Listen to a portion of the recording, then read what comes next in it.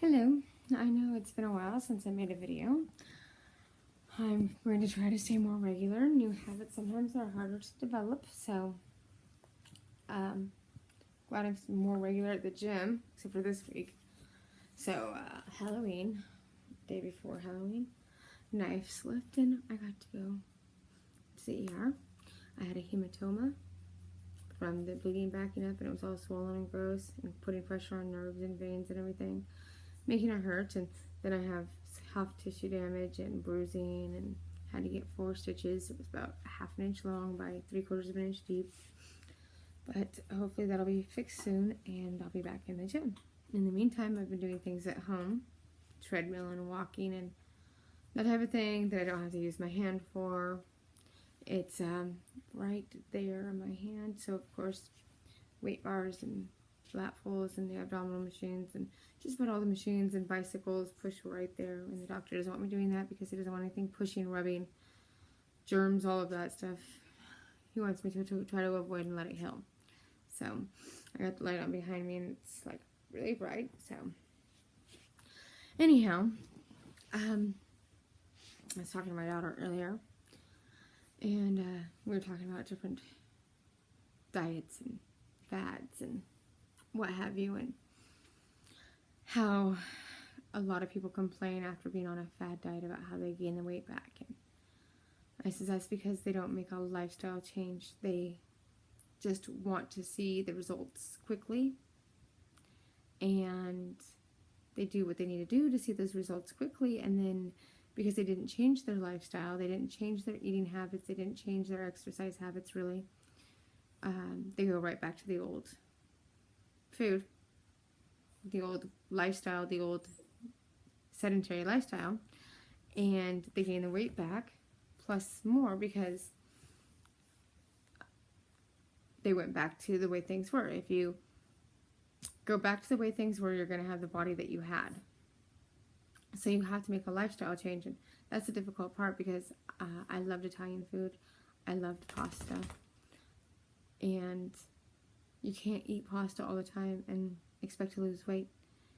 You know, I know that people are going to argue and that might start controversy, and yeah, if you take carbs away from a person who eats a lot of carbs, it's going to affect them, their diet's going to change. If it changes for the better, you know, they decide instead of having pasta that they're going to have spaghetti squash, and instead of sitting there snacking on chips and crackers or pastries, they're going to snack on grapes and carrots, then they're going to see positive changes. But if they don't make it a permanent change, a permanent way of life, a complete lifestyle change, and they go back to eating the pasta and the pastries and that, well, they're going to see their old body come back.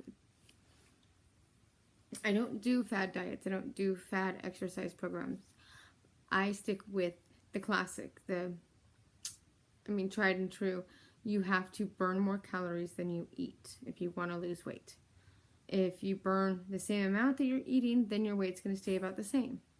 But if you eat less calories and you burn more calories, then you're burning more than what you're taking in, so you're going to see a weight loss.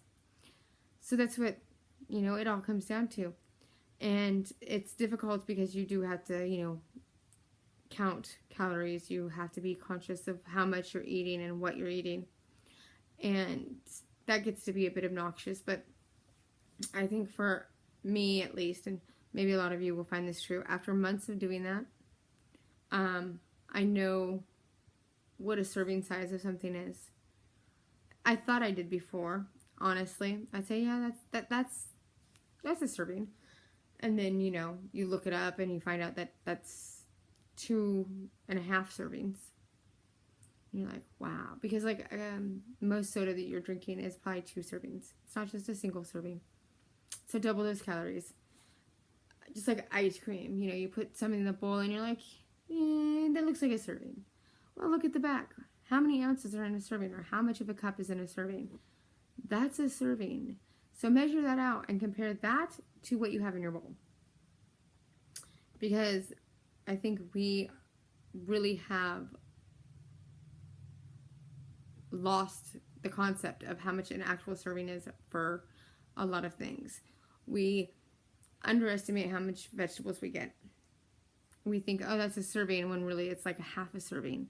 And that steak, we're pretty sure that's a serving, when really it's 2.5. That ice cream, we think, oh, that's about a serving, when it's really, 2 or 3 servings. So our calories a lot of times are 2 to 3 times as high as what we think they are. And I struggled with that. And, I didn't just jump into counting calories. It all started, like I said before, with a Fitbit. I wanted to see how many steps I took. Well, I started noticing the change, not necessarily how I looked at first, but how I felt. I was exercising more. I was feeling good. I felt more energized. I didn't want to just sit at home and watch TV. I wanted to go do stuff. I wanted to be out.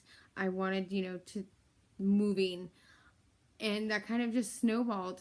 I stopped, I drink 1 soda a day.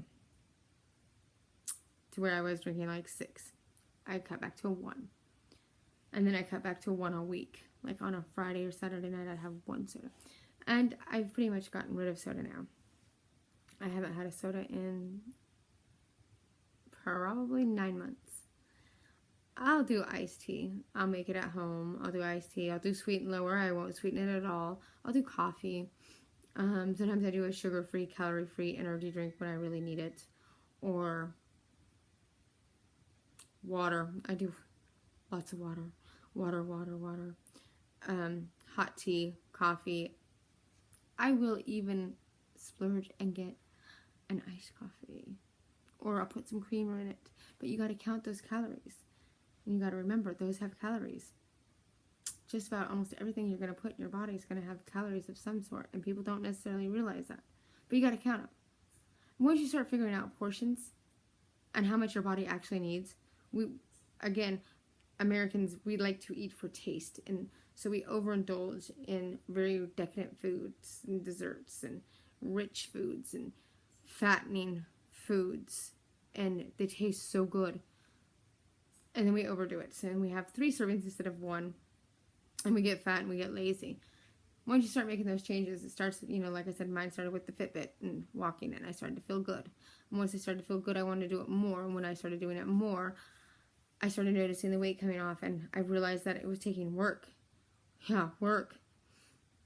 To get rid of those pounds. And then you start thinking, okay, is all that work that I did this morning really worth this pastry or bagel or ice cream or candy bar or soda?